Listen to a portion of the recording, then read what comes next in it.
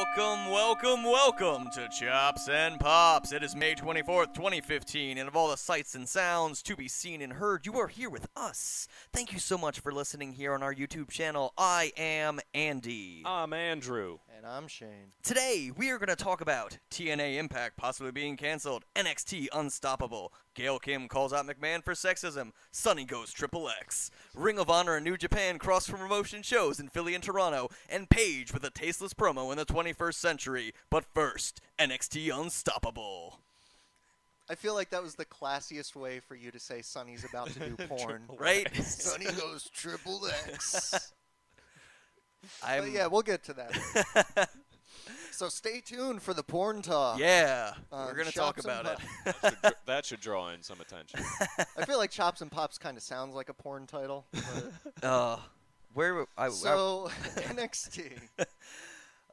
So NXT Unstoppable was this past week, and man, if you don't watch NXT, it's free. The network is free this month. Do it. Watch it. What is wrong with you? Go and check that out. What an event. Just so much good out of that event. And sorry if it's a spoiler alert, but Samoa Joe is in NXT now. What? He is. And if you don't know that already, I can't help you. If you don't sorry. know, I'm sorry for the rock you're living under. I'm really sorry. Right. It must be dark down there. Well, there's a couple things to probably talk about with NXT. You want to start with Samoa Joe first? Because that's really the big news. It was huge. Definitely the most impactful. Ooh. But in the main story, that was the main event. It was Owens versus Sami Zayn. And, you know, I got to give props for the way they handled that match, making Zayn look strong even though he was injured. I really liked the storytelling that the match told with that. And I kind of had a feeling that Zayn was going to lose, but there was something, you could just feel it, like something was going to happen. And then music started playing, and I had no idea what that music was at the time. Well, I thought it was like Uha Nation at first. Well, that's what's funny is I think they purposely did that to trick people because there kind of was like an ooh-ha chant at the beginning of the theme. But you kind of also knew it wasn't Uha because he was sitting ringside in a suit. And well, maybe like the music was throwing him off, and he was gonna hop out of jump over the railing or something. But in hindsight, the one thing I didn't really notice was the theme kind of was that Godzilla melody. Yeah. That it started that, and then it went to like those Uha chants. So if you picked up on that, you might have noticed it was probably gonna be Joe coming out, but. The main reason they kind of fooled everybody with Samoa Joe is that Samoa Joe still has a couple indie bookings left for the summertime, and one of them is as late as August. So a lot of people considered it as like, no, you know what? Even if there is the possibility he's going to go there, it's not going to be any sooner than August. So fooled ya. Gotcha. It's funny what you say too about the Zayn and Owens thing about like being tricked about like who was going to win each match, because as I watched the NXT pay-per-view, once the matches got started, I completely changed my predictions. Right. Like with the tag team title match with Enzo Amore, just something about it. Like the second it got started, I was so sure that Enzo Amore and Colin Cassidy were going to win the titles, and then once it started, I'm like, no, what's their names again? Murphy. Oh, Blake and Murphy? Blake and Murphy. Yeah. I never remember. The pigtail twins. Yeah, Blake and Murphy. Bros. They made them a more legit tag team in that match. Right. And the second they were coming across more legit as a team, I realized like they're just getting started. Crazy, their intro was more like structured. Like at first it was just like wow. Now it was like there was like a rhythm to it, and like it had like moments, and it like sounded like an actual song. It didn't sound like just like the chaos and them like broing it out and like rubbing forearms against each other and like and like spreading their arms and looking like they were just like at an all-night rager and walking down the street with their Burger King. I think that's because of the heel turn. They purposely made the song not fun. So it sucks. That song is so much fun. Not for me. I'm not a dubstep fan. That's like it's cool. It's different. You know what? You don't have to wait for the drop. There it is. Boom, drop, which is important. That's the most important part of the song. for anybody who actually listens to dubstep. But for you guys, how do you feel, I mean, beyond the actual event itself, how do you guys feel with the potential now of Samoa Joe being a WWE guy? It's tough to say, man. What are they going to do with him, first of all? it's tough in NXT because there's just so much talent right now that, like, I feel like what Andrew just said, like, what are you going to do with Samoa Joe? I mean, I know that with Zayn out of the picture, you can have, like, a main event rivalry, but you already have Balor stepping in after winning the #1 contendership for the NXT title. So, like, it kind of, like, puts, like, Finn on the back burner for a little bit if that's what they're going to try to do with Joe and, like, kind of put him into the title picture. I kind of got that feeling, too, watching the event. Man, can I just say that Finn Balor came out, and I swear to God, by the time WrestleMania comes around and he comes out, he's going to be a pterodactyl. He's going to be the monster. He's going to float in and just, like, break out of it. You know what? That He's going to hatch from an egg like gobbledygook. No, not even like hatch out of an egg. Like the pterodactyl's going to come floating in. Everyone's going to be like, "What's going on?" And then it's going to show it, and he's going to rip the pterodactyl in half from the inside out and just like drop down. Or the technology will advance so far that like he'll be able to fly himself with like prosthetic wings. So like Finn Balor will be like flapping wings and since they do like the outdoor stadiums, he's just going to come legitimately from the sky. Fun fact about Finn Balor I just learned. The meaning of his name, Demon. It's Balor is the one-eyed demon, and Finn McCool is a folk hero who is the opposite of the demon. So Jekyll and Hyde. Good and evil. Yeah. That's pretty cool. He was talking about that on the Jericho podcast. But before like topics get changed too much, the one thing I wanted to say about Samoa Joe that I kind of disagree with you guys on is I don't really see it as him kind of either falling to the back burner or Finn falling to the back burner or what they can do with him. Because two things. One, the potential for dream matches with him is limitless. Yeah, it's very true. Like, that's the whole exciting part of him being a part of this roster is literally, I could name a dozen people off the top of my head that Samoa Joe can face now that he's never faced before, or just regardless of the fact that it's a first time ever, are dream matches that people have been wanting to see of Samoa Joe. Even with a guy like Finn. Right. Like, him and Prince Devitt never faced each other, to my knowledge. So, but do you think there's more chance that they do that, or that they try and work him in with the newer fans, like try and make him something other than what do you mean he's gonna like beat up Bull Dempsey and Ty Dillinger and stuff and just run through the nobody? Well, there's a number of ways. But even if they took that route, it's the fact that the future is a long time. Yeah. You know what I mean? Yeah. Even if he comes in and he's feuding with a Bull Dempsey and a Ty Dillinger and a Baron Corbin, it's the idea that it's like half the NXT roster with all the dream matches you could do between Kevin Owens, between Sami Zayn, between Finn Balor, between Uhaa Nation, between Solomon Crow, and that's just NXT. Wait till he gets to the main roster and you're seeing Samoa Joe versus John Cena, Samoa Joe versus Randy Orton, like so much. Samoa Joe versus Dean Ambrose versus Tyler Black, which he did fight Tyler Black before, but like right there, that's a dozen people. So that there's that, but the funny thing about you mentioning about using him the right way, I think is the biggest part of him being with NXT now. He's been used the wrong way for a decade. He's literally been in TNA just wasting away for the most part because as great of an athlete as he is and as great of a pro wrestler as he is, they never knew what to do with him. Yeah. And not just to say like the potential of what they could do with him in NXT. I was going to make this point that like just what he came out as for his entrance at the NXT pay-per-view, I thought was better than 10 years of what they did with him in TNA. Because, and this is going to sound even sillier, and even though you're agreeing with me, Andrew, this might be the part where I lose you. The Titantron. Okay, two things. One, the green leaves that they had for him. I don't know about you guys, but the first thing that came to my head was like not just like Cambodian, because I know it's all like Samoan, Samoan Isle, but then again, it's like there was Yokozuna. They put him in a sumo outfit and tried to make him Japanese. But like the point I'm making is like, think of the head shrinkers and how the head shrinkers were Samoan, and they made them like barbaric. when I saw like those green leaves, you know the first thing I thought of? Like cannibals. Like I thought of like Cannibal Holocaust being in like you know what I'm saying? Like being in the jungle. Right. Like he's that like jungle guy, and just making him like a cannibalistic like monster.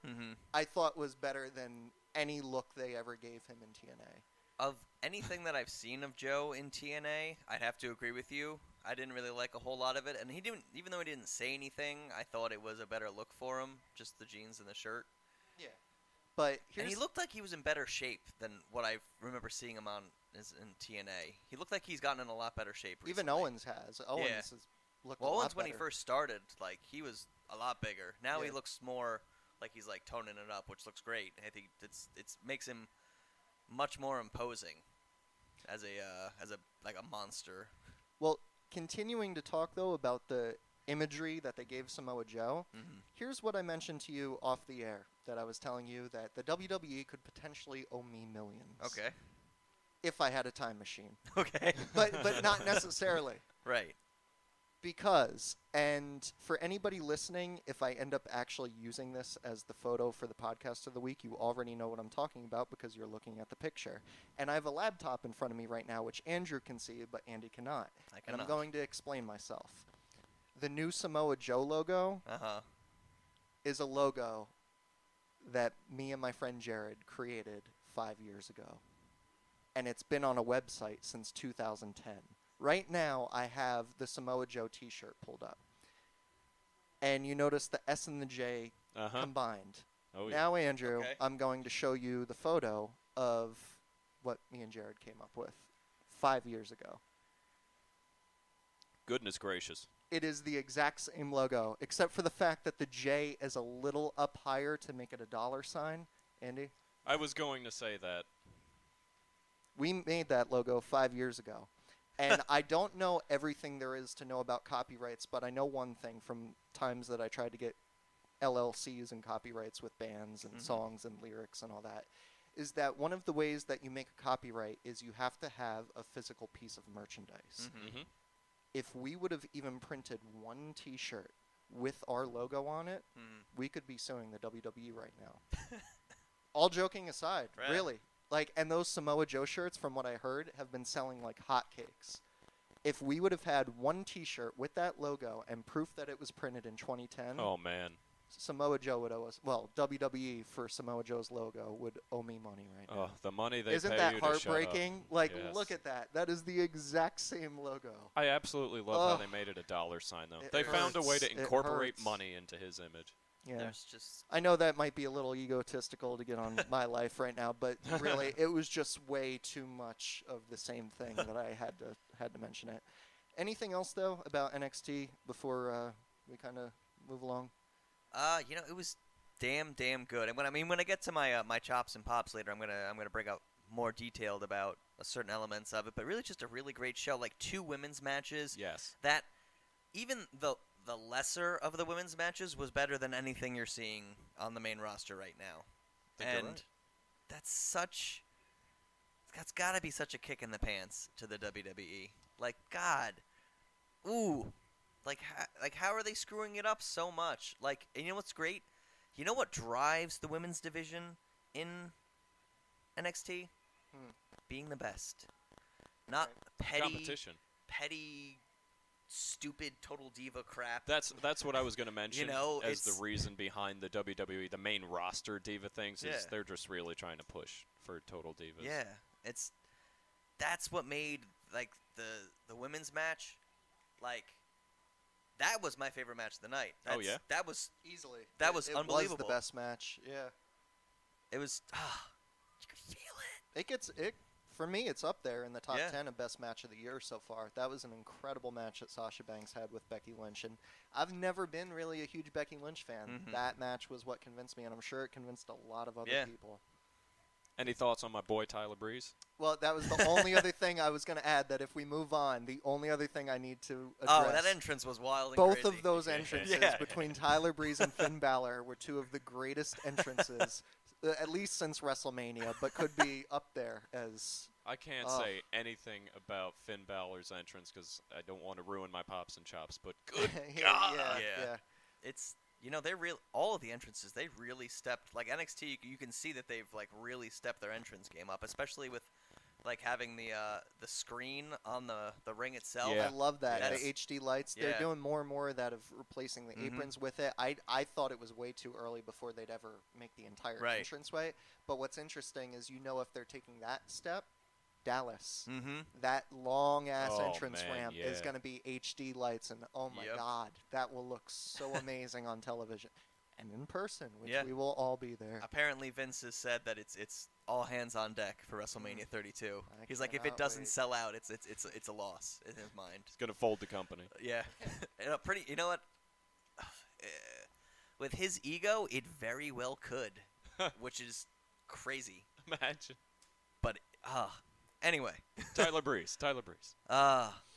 So speaking of Samoa Joe, TNA possibly being canceled. Destination America not so happy with the numbers. What a coincidence. Yeah. The week Samoa Joe debuts, Impact may fold. I think we should probably tread lightly just because, not that she's any threat to us. Oh. And we definitely weren't the first people to report on it. No. But Dixie is claiming that she will take legal action against the people that broke the news that Destination would possibly be canceling them. So we're really talking about the speculation Right. of it. Nothing confirmed. Nothing is set in stone. Yeah, nothing is set in stone, but it's a shame. Yeah, It is. I mean, they were, from what I hear, they were just like even if you hate TNA, getting why- better. Yeah, It's I I mean, talking about that, the fact that they're getting better, I think 2015 was one of the best years they've had in a while, mhm. and beyond anything that you could critique booking wise, I think just the look of the show got a lot better. Mhm. You know, people rip them apart at every stage of their existence, and they've been around now for 13 years. And don't get me wrong, they make plenty of mistakes. But in terms of, like, the look of the show, I just think that they finally found their own identity. I was Mhm. never a fan of the six-sided ring, but I feel like it finally started to make sense. Right. And even just that, like, dark navy blue look that they got, Yeah. Mhm. some people may think it's very silly to point out little intricacies like that, but like to me it's like they spent 3-4 years with the old SmackDown logo. Right. Like the old Millennium SmackDown look for Impact Wrestling. And then before that, they looked like a C version of Raw, like with everything red and like this Yeah. crappy little set Yeah. that made in Universal Studios. I thought the look they had now is the best look, and it's not just the idea of talking about like, ooh, I like set design.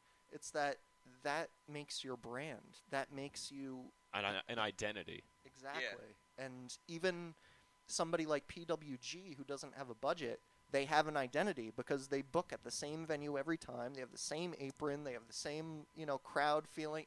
And that creates what you said, an identity for a brand, even if you have no budget whatsoever. And this whole time, no matter what critiques you gave to TNA, they never had a true identity in my eyes. And they finally found Yeah. one, right as it could be the end. And I think that, to just echo your point, I think we're going to say eventually the same thing here, but my opinion on the whole matter is that I want to say they bit off more than they can chew, and in creating their own brand and their identity, they couldn't justify how much money they probably put into creating that with the ratings that they're getting these days. Do you feel kind of like there's like a brand war going on with Samoa switching over when he was like just on TNA like a month ago? Now that he's on like WWE programming, does it kind of make you feel like? Do you feel nostalgic a little bit, like how you would see like Lex Luger on like Raw, and then like you'd see him on Nitro like a week later? I know what you mean, but for me, I don't, just because back then I could wake up Tuesday morning and go, oh, did you watch Raw? Oh, but did you watch Nitro? Now I could get yeses from all my friends, but Yeah. I can't go to a friend. Hey, did you watch Impact? And did you watch Raw? Like I don't get that same type of. There's no. I don't see Aside them on other the same than you plane. guys, I'm like, oh, did you guys like catch Impact? And they're like, what is Impact? But that's what's even funny just between the three of us is that, like, we do this podcast, we talk wrestling all the time, and there are times I talk to you, like right now. Yeah. Did you guys watch Impact this past Friday? No, I did Exactly. not. I can't I even didn't. talk to you guys about it, and I try to follow it. So you do make a good point about that. I mean, What have you guys seen from TNA? Because I do keep up with most of it, but I feel like you guys really don't even watch it. Hardys? Yeah. When there was a speculation of Joe coming to WWE like a month or two ago, I started to watch a couple of his like TNA matches. I watched a couple of like matches from like Lockdown with like Bobby Roode and stuff like that, and you know, it was cool. I mean, it was some of the like the more outlandish storylines. Yeah. Like Dixie Carter, and I forget who it was at the time, but Bully Ray? not Bully Ray. Ethan Carter? No, it was older than that. It was like maybe Austin Aries, maybe somebody else, but there was like a woman, and she was having like problems, and thought there was like an affair going on. Oh, AJ. That was with AJ That was Styles. AJ Styles. That's Yeah. what it was. Yeah, and like Yes. that whole. I remember that. I remember when that happened and how ridiculous that was. Supposedly he got a ring rat pregnant. Yeah, Yeah. I remember that and how ridiculous that was. Fun fact for you actually remembering that, and you probably don't know this, that woman was an actress that was never involved in the pro wrestling business. Because of that storyline, fans started like harassing her on Twitter and contacting her Wow. via email because they found her like IMDb of like her actress profile and started contacting her so much and harassing her so much that she dropped the storyline completely, quit the company, and said she'd never work again with pro wrestling. Wow. Oh, man. That's how bad it got. That's just a little fun fact. But for Yeah. you mentioning names, because I don't really know And what AJ else. Styles is like I've seen matches with him. Like he's Yeah. had a lot of. I've seen a lot of good matches with AJ Styles. But at least with AJ Styles, there's the fact that you can go watch New Japan. Yeah. And he's killing it right now. But you mentioned Bobby Roode. Yeah. And I think for anybody that has at least partially followed Impact Wrestling or TNA's past, Bobby Roode, if not the main person, because there's a couple people you could say, but Bobby Roode to me is the biggest casualty Mhm. of TNA because to me he's the most talented person they have that was never in WWE that could have gone to WWE, and it's kind of frightening that he's already at 40 at least, and Wow. they probably won't give him a chance just because of that reason alone, because of the mileage on him. Yeah. And knowing that Bobby Roode will never have a successful WWE run is very upsetting. The You know, only- I actually heard of Bobby Roode from Botchamania, because they do the. He's better than Botchamania. They do but- the announcements, and it's always just like the referee Oh, like Bobby Roode! Bobby Roode. Damn Christy Hemme. And there's just no D. Ugh. I've got to hear more about Sonny. Oh, Sonny. A good transition Speaking here. of it, yeah. Speaking of Objectifying women taking God. a couple steps forward, this is like leaps backwards. You got a rope and you're just pulling it. Oh God, Sonny, no! Sonny is being offered six-figure sums from Vivid to become a porn star, and she's 60-40 right now. I thought you were going to say she's 64. No, she's 60. Like, she's not that No, old. she's 60-40 on the idea of doing it because they want her to do like a wrestling parody, and she doesn't want to do that because she thinks it's played out. She just wants to go right into doing it. She's actually even You go, girl. mentioned such famous people she'd like to work with as Joanna Angel I have no idea. from who that is. BurningAngel.com, No which idea. Not is a aware. porn site that caters to people that like tattoos, like kind of like the Suicide Girls, like punk rock chicks with like dyed hair, tattoos, piercings, like that kind of stuff, like alternative girls, Okay. I think they would call it. Who Joanna Angel is actually a New Jersey native who went to Rutgers University. How about that? Let's hear it for Joanna Angel, who's actually like funny as hell in interviews, by the way. Joanna Angel's actually very funny. Well, Sonny definitely can't do a She-Hulk angle because I think that's Oh my God. a little bit played out by former wrestlers, especially. Hulk smash! I mean, she offered a non-denial from what I read that on Facebook she said anything about fans or followers that post anything to her wall about doing adult films will be deleted, will be blocked. No questions asked, no exceptions. She wants it, man. I'll have more to say about this later. Yeah. I don't want to. This is part of my chop. This is my chop. Well, let's talk about honor. Let's talk about Here's- Ring of Honor. You know what? Actually, here's something I wanted to question you guys about. Being that Sunny's actually in the Hall of Fame, and that it's rumored that one of the reasons that China isn't being considered for Hall of Fame, besides her past relationship with Triple H, is the fact that she has done pornographic films. What would this do to Sunny, being that she's already in the Hall of Fame, and if she does do pornographic films, would they, like, strip her of her Hall of Fame? Or what? I don't think they could actually do that because the Hall of Fame isn't a physical place, Right. at least yet. I mean, once it is, they could, maybe. I don't think they would, though. I don't think that. There's a lot worse Right. people in the Yeah. Hall of Fame.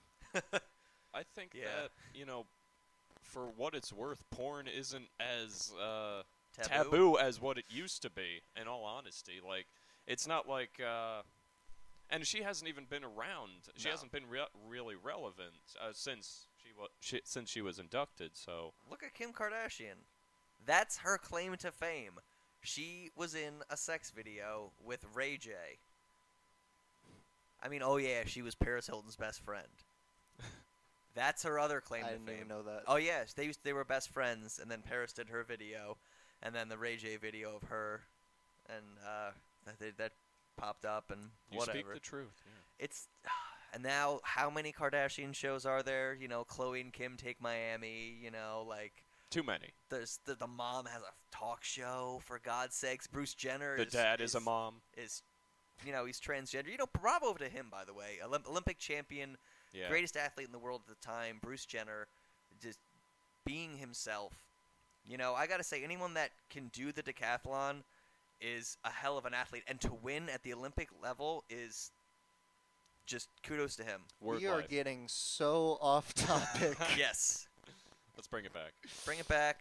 Ring of I Honor mean, New just to Japan. be something fair, honored. just because we've already kind of touched on a very sensitive subject of women and all that, if we're going to bring up the Hall of Fame and try to shame Sunny for doing porn and being kicked out, let's be fair in men and women. Abdullah the Butcher is in the Hall of Fame, and he gave people hepatitis C by blading them without their knowledge. So, you know what? Let's not make Yeah. Sunny sound like, you know, the worst person in the world Right. for Absolutely. her Well, it's life like it's- choices. There's some pretty horrible men Yeah. in the Hall of Fame too. It's Oh, like yeah. Andrew said, though. I mean, it's porn isn't as taboo a thing as it was, 10 years ago.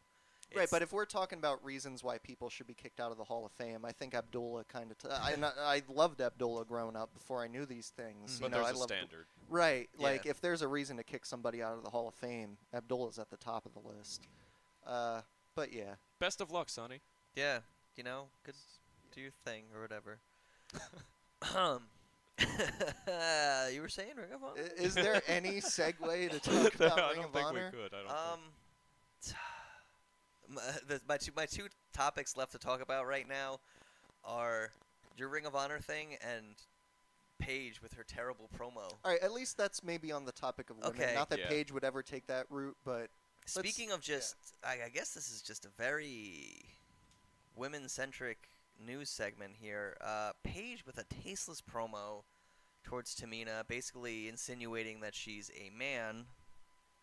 And then they're back and forth on Twitter, and it's just, you expect better. You really do expect better. I'm gonna call you out. Oh, you're like a man, lady. It's like, okay. That's like John Cena, like, this guy has no balls. No balls.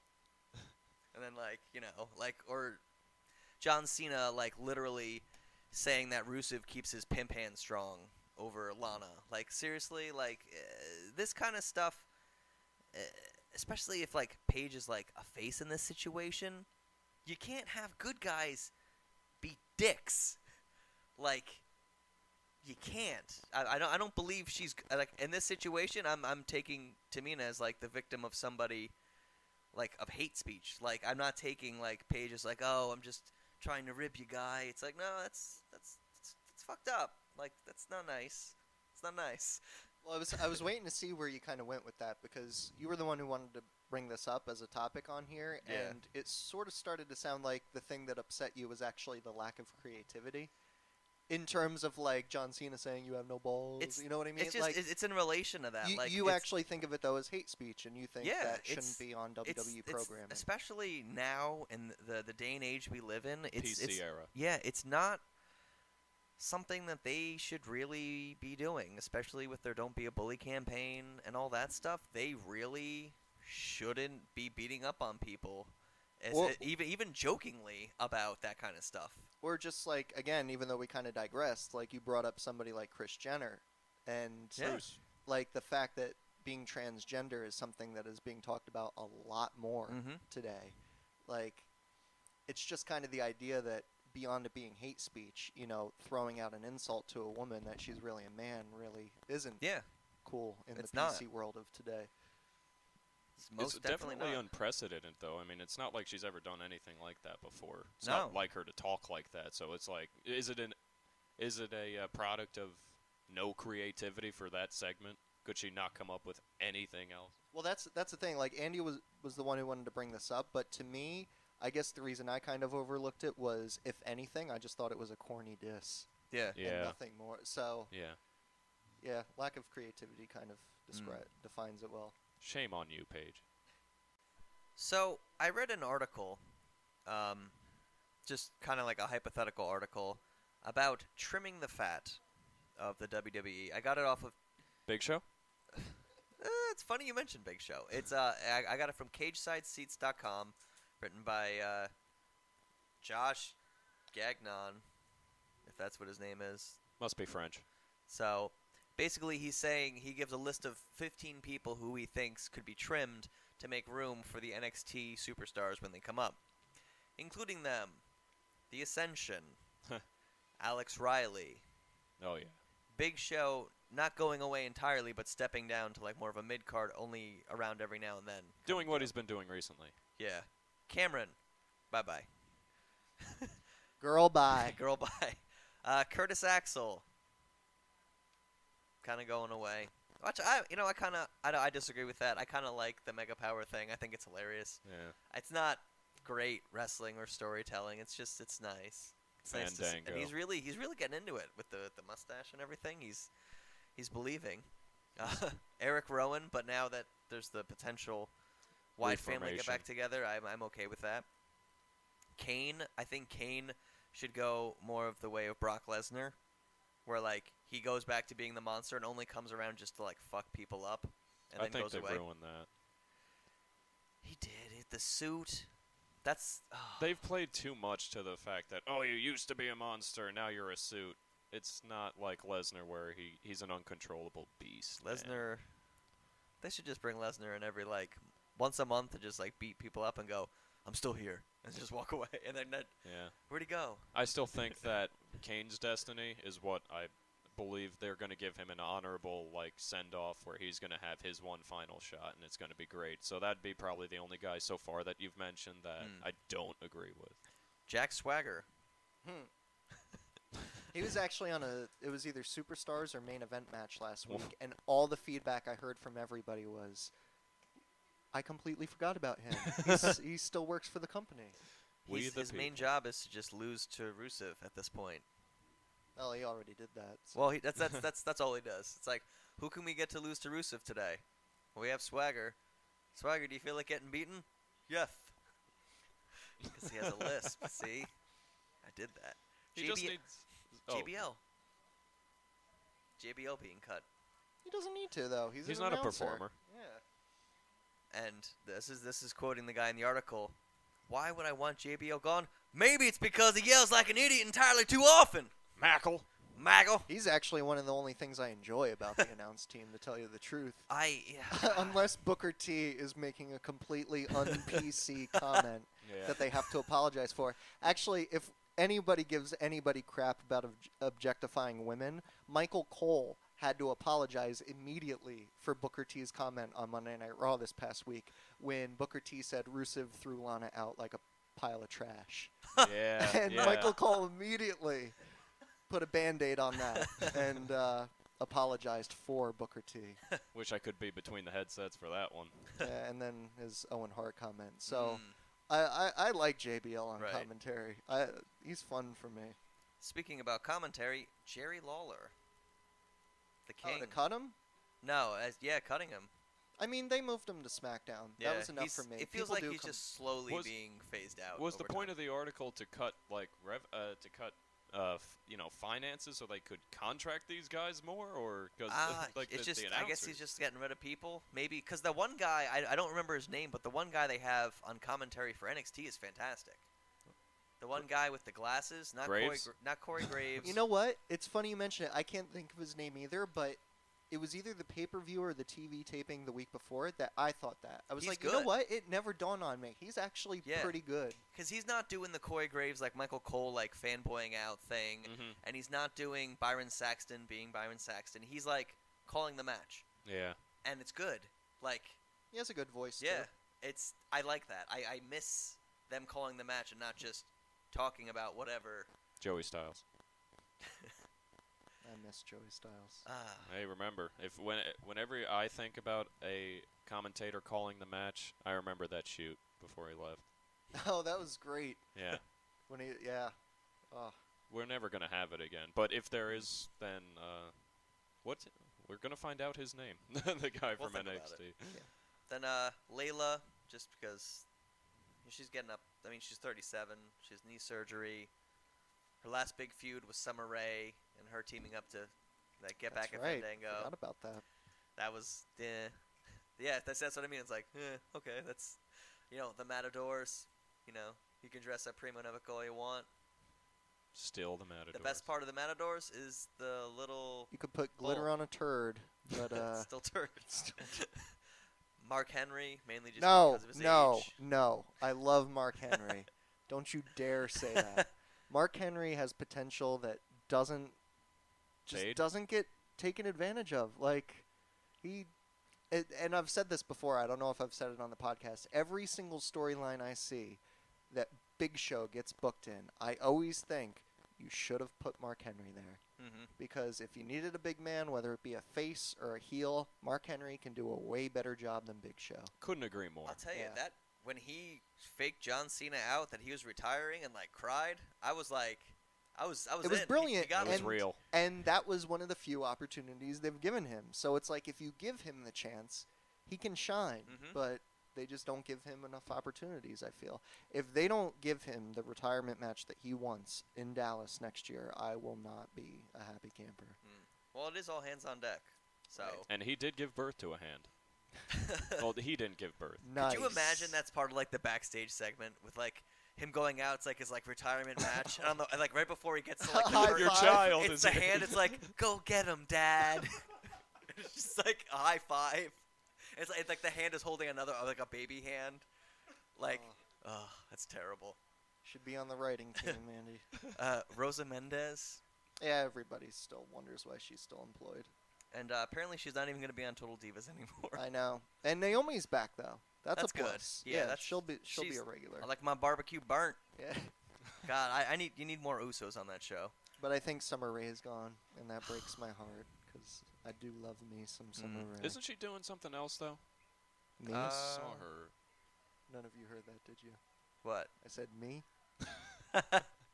I wish. And number 15, Zack Ryder. Woo.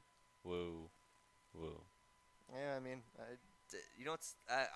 for the first time in my life, I found NXT spoilers, and I accidentally read a couple of them. And one of the ones I read was that Mojo Rawley was fighting Zack Ryder. So now no, they were tagging together. Oh, they're tagging. Yes. Oh, thank God. Yes. Because the way they read, I read it. It looked like they had a match together, and I thought, oh no. I can't remember who he's they jobbing faced. to Mojo on NXT now. No, I'm they're tagging together. I just can't remember what tag team they fought. I think it was Scott Dawson and somebody. I can't remember. Is it like the Steiner wannabes? Something like that. Okay. Yeah. All right. Do you guys know what tomorrow is? Memorial Day?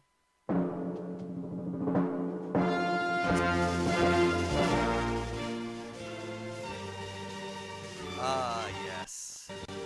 Tomorrow is Memorial Day here in the States. And I want to take a moment to point out something. In fact, let me stop the music for a moment of silence for those we have lost in previous conflicts.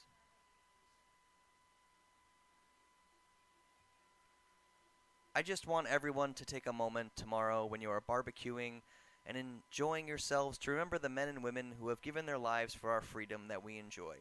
God bless the USA, and good day to you all. Hoo-ha. Very nice, Andy. I completely forgot I was going to call this like the Memorial Day edition of Chops and Pops, and we're like, what, 30 minutes in, 40 minutes in? And, yeah. Yeah, something like that. My counter's all that's backwards today for some reason. But yeah, good one, Andy. Thank you. So, the meat and potatoes, it is time for...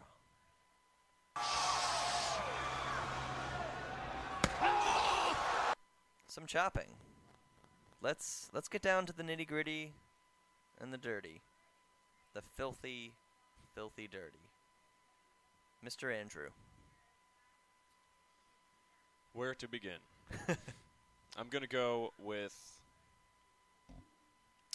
16 years ago. Mm-hmm. What happened?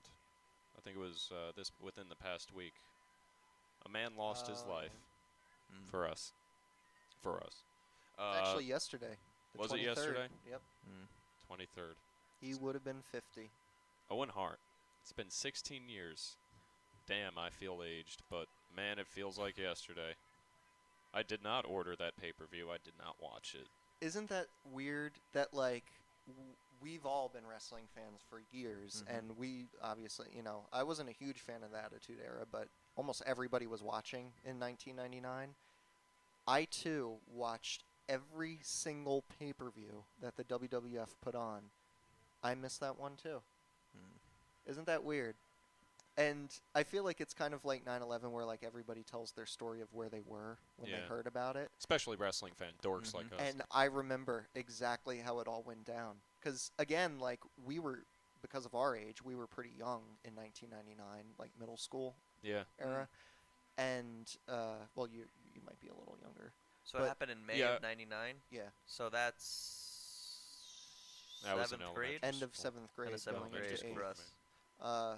Or was it? No, end of 6th grade going into 7th grade. Something like that. Middle of middle school. I got out of middle school in 2000. Me too. So that's what I'm saying. It's so so 99. It was the end of 7th grade. End of 7th grade. Yeah. And because I missed the pay-per-view, again, being that young, most of us, were it was pretty early on for death for any of us, and obviously we had a pretty big connection with Owen Hart being wrestling fans, and I missed the pay-per-view. It was long before the days of the internet, so you didn't get spoilers like that. And I remember getting on the school bus in the morning the following day, that Monday, and this kid Drew. Remember Drew? Oh, I don't remember his Drew. last name, and we don't need to say it on the podcast. We don't have to. But okay, if you know who I'm talking about. Drew, loudmouth kid, stood up on the bus, and I'm still waking up because it's like 5, 6 a.m. in the morning for school, and he just starts like shouting about it. Like, did you guys hear Owen Hart died last night? And because it was Drew, not that any of our listeners would know this kid, he wasn't exactly the most believable kid in the world, and he would say things like that to get attention. But it was this weird moment of like just pseudo-reality where like I knew he was right. You know what I mean? You had like the gut feeling that he was right. like I was hit with the gut feeling of like knowing it was true, and then finding out like it might have even been immediately of like the people he was talking to on the bus like were agreeing like, yeah, we heard about, and it just hit me like early Monday morning, first thing on the school bus, finding out that Owen Hart had passed. Yeah, I mean, it was the same for me, the same initial feeling, and I was only 10 years old. That was when I was first starting to really sink my teeth into what the business like would have for me, and I loved it. And to hear something like that, I had never followed him closely, but to learn of his legacy and the family's legacy and everything, and still today carrying on such a strong name, man, what could have been. So who exactly is your chop going to? You see, that's the thing. Owen Hart's passing. I just wanted to. I wanted to make it my chop as like it's the most negative thing I could think of, Right, but it's right. negative in a different way, not like they did something wrong Right, or something hear I ya. didn't like. Well, to be fair, that stunt never needed to happen. So, you could chop McMahon, you could chop Vince Russo, you could chop the stunt crew. Here it is. I chopped Destiny for Okay. taking him Yeah. too soon. All right. Shane. My chop of the week Mhm. is actually going to go to a particular section of the IWC, the Okay. Internet Wrestling Community, because I'm chopping. Get your kung fu chops ready. Okay. I'm going to chop the fans that are celebrating the possible cancellation of Impact Wrestling on Destination America. That's for all of you. Celebrating? Yeah. Shame. Because you know what? You don't need to love TNA. You don't need to look at the upside or the few positive points you could make. You could think they suck.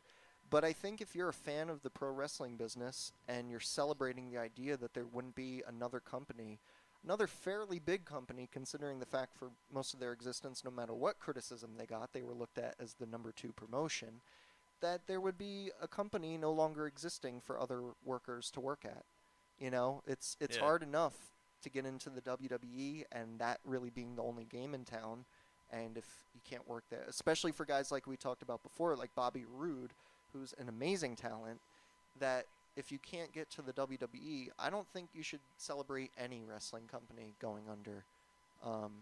You know, they've made their mistakes, but my chop goes to any fans that are celebrating that cancellation, if it is true, Mm-hmm. because I don't think that's something to celebrate. Really. Poor taste, man. Exactly. Serious People poor make their taste. living doing this. They feed their families doing this. And no matter how much you could rip apart TNA, their booking or their business choices or business decisions, okay, you don't like it, don't watch. That's fine. You don't need to tune in. Nobody's forcing you to. But don't Yeah. celebrate the possible cancellation and, you know, them going out of business. Bunch of internet tough guys. Exactly. So my chop, it goes to Sonny. And, you know, I'm not sure if I should be upset about this, but for some reason this really bothers me. I mean, I don't know. If this happened, like, at the height of her being a sex symbol when I was younger, yes, absolutely this would excite me. But she is older, and from what I hear, there was a period of drug use, and that could even be a problem now. And I did want to see this, but not like this, and not now. It's no. No. No. That's a fair chop. Yeah, wow. She might like that chop, though, considering her line of work.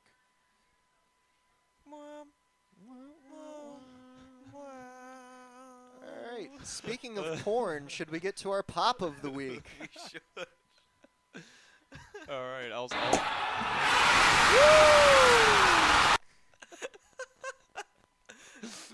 We'll just change this to chops and porn. All right. I'll take the first pop. It's gonna go to my boy Finn Balor. Whoa, my voice just cracked. Finn Balor, his entrance, first match. That entrance on the is NXT worthy of pay-per-view. making your voice pop. It Though. is. Holy shit! It'll make a man out of you. It was real, man. And for anybody who hasn't seen it, I don't care if you have to pay for the network 4 times over, which for this month you don't. It's worth getting just to see this. Go on YouTube, watch it, man. Oh man, It's the for grown- free $99. It is for free $99.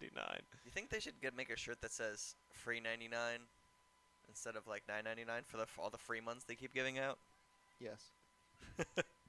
When the demon arrives, man, everybody feels it, and I think that's something special. That I'm not sure if we talked about this on or off the air, but WrestleMania, man. If he's included, We were talking about pterodactyls. in the Pterodactyls. wings. That was the beginning of the That's show. what it was. Yes, bring it back. He's good. if he comes as any type of prehistoric era thing, which I think is totally possible, he could just come as himself as he has been in NXT. This man, dude. Oh, the paint, he becomes the demon. I couldn't say it any better. It's a good one. His entrance was definitely pop worthy. Shane? Me next. Okay. I'm trying to get out of the habit of naming more than one chop or pop of the week and just picking one and not naming like 3 runner-ups. But I have 2, but the only reason I'm going to say both is because they're kind of related. If they weren't related, I'd just say the one. But my pop of the week is going to Kevin Owens. Okay. Debuting on Monday Night Raw. Because we try to explain that, your chop of the week should be something that would make you want to put your fist through a wall, and your pop should make you jump off your couch. I literally jumped off my couch for Kevin Owens debuting on Raw because it was really hard not to. I was introduced to that guy knowing nothing about him back in 2008 when I went to my first Ring of Honor show. And I'll make this point now since I never have before on the show. When I went to see Ring of Honor in Philadelphia, that was still the roster that consisted of Tyler Black, Seth Rollins, Bryan Danielson, Daniel Bryan, Sami Zayn, El Generico, Cesaro was there. Claudio Castagnoli. Out of everybody and everybody in between that wrestled on that card, and the fact that I was introduced to most of them for the first time. I loved Nigel McGuinness, too. He was one of my favorites at the time. But a lot of those guys I was introduced to for the first time. When that show was over, with a Daniel Bryan, with a Seth Rollins on that show, the guy that I said, if I work for the WWE and I could sign somebody from this roster, the person I would sign was Kevin Steen. Just seeing him and El Generico as a tag team, I thought he had all the potential in the world. So being here 7 years later and seeing him come out on Monday Night Raw to face John Cena, my pop of the week. It was such a good promo. And did you guys see the video, the Instagram of his son? You guys didn't see that? I went to click on it, but it didn't load for me. It was only like a 5-second clip, but his wife had videotaped their son when Kevin Owens made his surprise debut because his son had no idea. And it was just the most adorable thing in the world. Most genuine. Yeah, man. Just his smile from ear to ear. And the thing he said, he was like, he's fighting John Cena? It's just adorable. It's the beginning of an era. Yeah, and the only thing I'm adding to the pop of the week, and I'm only adding it because they're related, is this Elimination Chamber card. Holy crap. They have put together the best pay-per-view card since as far back as I can remember. And I'm considering it related because Kevin Owens versus John Cena is a dream match of dream matches for me. So, pop of the week for that card, which we'll get more into next week when we do our pay-per-view episode. But, yeah, Kevin Owens, good job, buddy. Very nice. So, my pop of the week goes to Becky Lynch and to Sasha Banks. They are just really taking it to a new level. And not just for women either. That match was something just amazing. There was so much emotion in everything. You could see, like, at the beginning, Sasha was trying to, like, use Becky's style against her and thought she could, like, beat her that way. But Becky just kept fighting and fighting back, and you could just see the determination no matter what Sasha was throwing at her, just the pain. And, I mean, it wasn't a perfect match. There were a couple mess-ups, but my God. There was only one that I noticed, and I didn't even really consider it that much of a mess-up. It was kind of still a mess-up because it was when Sasha did that suicide dive. And she caught her. But failed to kind of catch her. I consider that part of it because she was working the arm the entire time, so it just made it more realistic, except for the fact the arm that kind of dropped her was the right arm, and she was working the left. But still, that didn't even bother me that much. It's one of my top 3 matches of the year.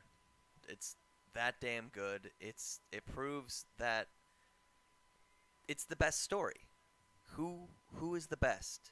And it sounds simple enough, but when done right, especially with those two performers, that's it. That's what I need in wrestling. And I feel like that was the best match on the whole special. And that's saying a lot, especially, you had Finn Balor and Breeze knocking it out of the park in the beginning. Oh, yeah. And you had Zayn and Owens with the Samoa Joe towards the end. Like, I mean, this was a great card, and that match really stood out for me. And I just my hat's off to them. Like, just kick ass, ladies. Kick ass. And they did. Actually, I kind of want to hear more of your opinion too, Andrew, because we kind of tried to not talk too much about the NXT pay-per-view, and you watched it like a day later or 2 days later. How did you feel about the women's match? The 'Cause women's match? I texted Andy right away and said match of the night, and on top of that, one of the best matches of the year. I've been trying to hide it, honestly, the whole night. I don't want to seem any much worse of a person than, I actually am in person, which, let's be honest, is pretty bad. But I feel like I am so overcritical of Divas matches, and I don't know why. But I can't stop it. Oh, you weren't a fan. I'm not. It's not that I wasn't a fan of that specific match. It's just that I try so hard to really get into them, and it's not even that I can't get into any type of storylines or anything. I just can't see putting it on the same level as male wrestlers. I think the match in itself held its own, and with all due respect, it's probably going to end up being up there with the best matches of the year.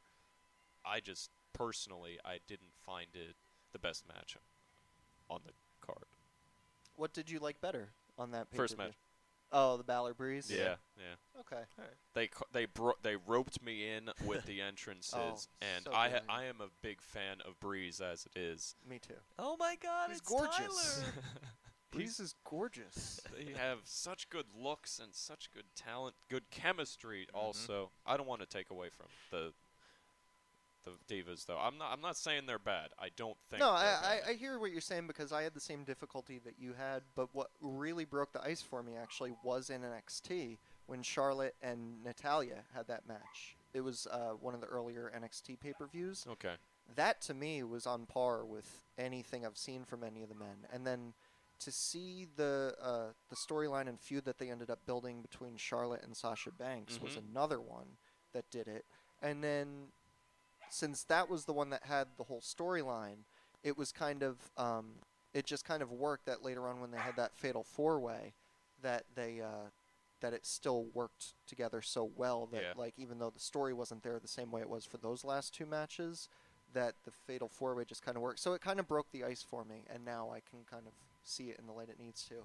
But I think the thing with Sasha and Becky Lynch that just worked so well for me was it almost feels like a lost art to work on one particular part of the body, and just the way that Sasha was working on Becky's arm that entire match just made me feel like, wow, they're really showing up the men. Like they are just working great together. But I see what you're saying too, but I'm more on the page of Andy that was just an incredible match. So that was fun, wasn't it, guys? Let's count us out with a... But wait, there's more! Oh, shit. There is more. So, this is the false finish. Any last thoughts before we actually do head out on this evening, gentlemen? Anything else that didn't necessarily fit into a category we were talking about before that you just wanted to get out there? Well, it didn't really fall into our conversation, but since it kind of transitions well with talking about NXT, kudos to Jason Albert and Sarah Del Rey.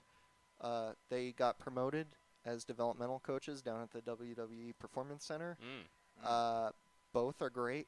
Sarah Del Rey I first found out about when I did start following Ring of Honor back in 2008. She was working with this other female wrestler, Daisy Hayes. And Sarah Del Rey is an incredibly intelligent woman. But it was kind of weird to me before I had really heard her speak in a coach setting that she didn't get called up as a diva, because she's a beautiful woman. She's actually romantically involved with Cesaro. I'm not sure if they're married. Well. I'm not sure if they're married, engaged, or just dating, but they've been together for a while, and I kind of thought when she got signed, like, why isn't she called up? Like, she looks great. She's one of the best wrestlers they have. And then I heard her give a speech at not a speech, but they were interviewing her at the Performance Center. And she's just so well at communication. Like, she's very articulate, and I just kind of realized, like, that was her calling. Like, she's beautiful, she can have great matches, but she just can explain working so well that I'm repeating myself. Like, that's her calling, to be a coach. Some people are better off as teachers. Yeah. Like, all I had to hear was this one interview, and I'm like, wow, she just explains it so well. Better than I am right now. But, yeah, kudos to her, and kudos to Jason Albert, which the Bill DeMott situation was a little upsetting. that it had to go down that way. But yeah, Jason Albert seems like a good guy, good coach, and seems like the Performance Center is in good hands. Mm-hmm. And the matches definitely haven't gone down in quality in any shape. No, So not at all. I think they're good. Yeah. No need for bullying. No, never. Andrew, do you have anything? Anything that we wanted to get Do out you want to before? steal this one? Because I know I'm pointing to something at my laptop so Andrew can say it, because we all at this table are fans, even though there's a lot of criticism for this television show. Andrew, do you want to take it away? Because it is tomorrow night on Monday Night Raw. Being hosted by Yeah. Entourage, the crew of Entourage. That's right. Lloyd! Oh my God! Did you see Victory! Victory! Have you seen the Johnny Drama commercials where he's on the Jimmy Kimmel show? No. And he's like, "So Johnny Drama, you're the new spokesperson for Johnny Walker. How'd that happen?" Well, they came up to me and they're like, "You're the walking guy." And they've Johnny Walker Red, Johnny Walker Black, of course, Johnny Walker Blue. And I was thinking about a new flavor. Johnny Drama. Nice.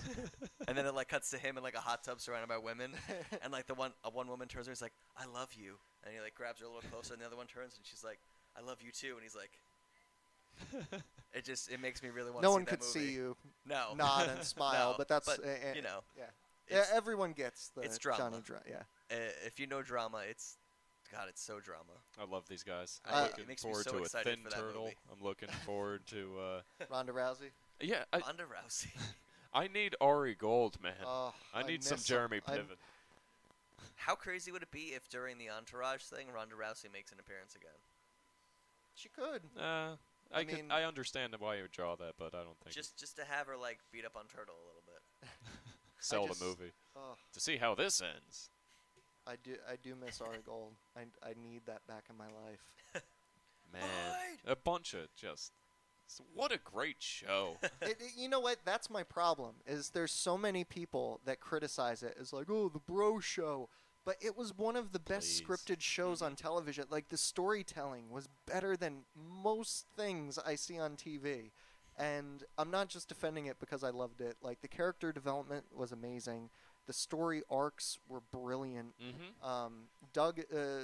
Was it Doug Ellen was his name? The show creator and scriptwriter. He doesn't get enough credit for what he did with that show, and I'm glad he wrote the movie. A lot of anticipation going into this movie, man. I was been gonna say, long time coming.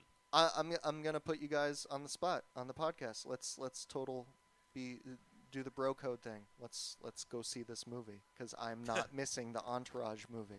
I will be in that movie theater seeing this movie. Hell, I'll see it. Absolutely.